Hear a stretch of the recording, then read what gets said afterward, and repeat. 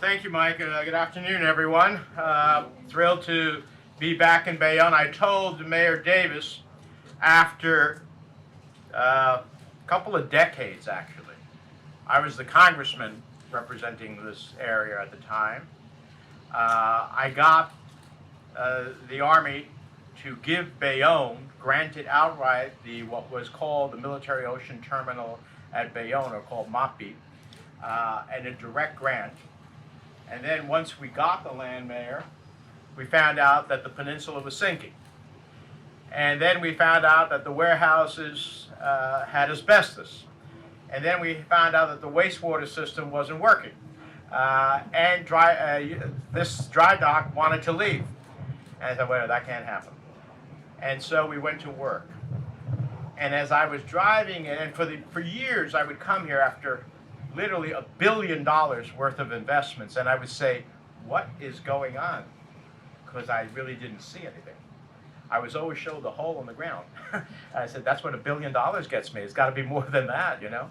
And when I drove in today, to the mayor's credit, and the members of the council, I just saw an extraordinary redevelopment. It's what I envisioned when we originally got the transfer to Bayonne, and when we spent all that money to stabilize it, to clean it up and whatnot, that this is what could happen. So, Mayor, I want to salute you. It's an extraordinary job that has taken place.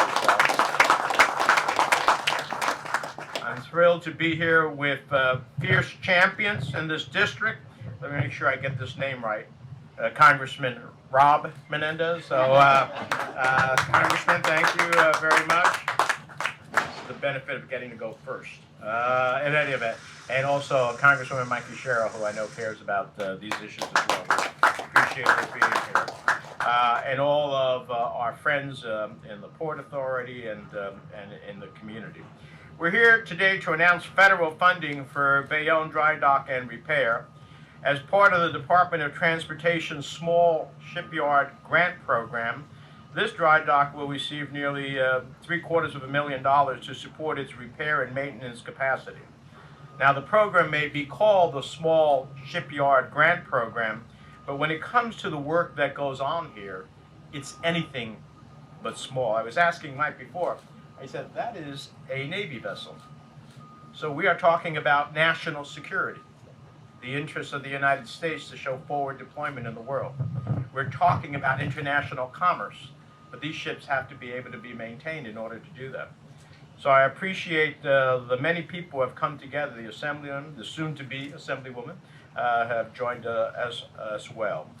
But everything that goes on here is anything but small. In fact, Bayonne Dry Dock is the largest dry dock in the entire Northeast, providing comprehensive shipyard services to tugboats, U.S. Navy ships, ocean-going vessels, and everything in between.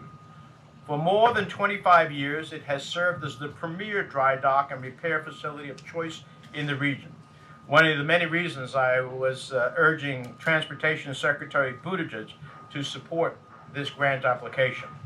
Once dispersed, this federal grant will be put towards installing a 15-ton forklift, as well as procuring new hydroblast cleaning equipment, two critical improvements that will further the dry dock's mission of on-time, on-budget repairs. It will also support high-skilled manufacturing jobs at the dry dock that have made the Garden State a leader in the industry. I believe there's 300 plus overall workers that work here. That's incredibly important.